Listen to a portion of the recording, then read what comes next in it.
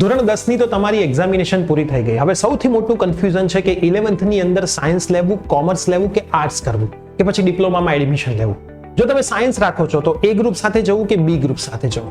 તો મારું નામ છે પ્રિયેશ પટેલ. હું છેલ્લા 5 વર્ષથી વિદ્યાર્થીઓને 12th માટે કાઉન્સેલિંગ આપી રહ્યો છું અને 12th પછી સારા અભ્યાસક્રમ માટે કાઉન્સેલિંગ આપી રહ્યો છું. હું પોતે એન્જિનિયર છું, મેં પોતે એમએડ પણ કરેલું છે અને પીએચડી પણ કરું છું.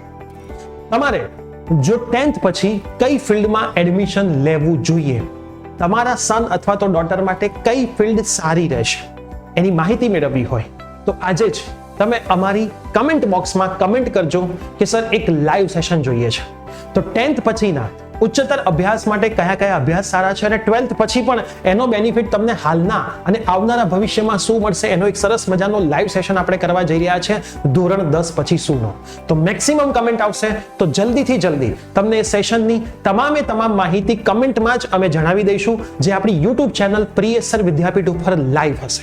અને જો તમે ગાંધીનગર અથવા તો એની આજુબાજુ રહી રહ્યા છો તો ગાંધીનગર આપણા ક્લાસીસ ઉપર એ ઓફલાઈન કરીશું, જેની માહિતી પણ તમને મળી જશે. તો આપણા ઇન્સ્ટાગ્રામ હેન્ડલ પ્રિયેશ સર વિદ્યાપીઠને ફોલો કરી લેજો અને આપણી YouTube ચેનલ પ્રિયેશ સર વિદ્યાપીઠને પણ ફોલો કરી લેજો, જેથી તમામ માહિતી આ સેમિનારની તમને મળતી રહેશે અને આ સેમિનાર એકદમ ફ્રી ઓફ કોસ્ટ હશે.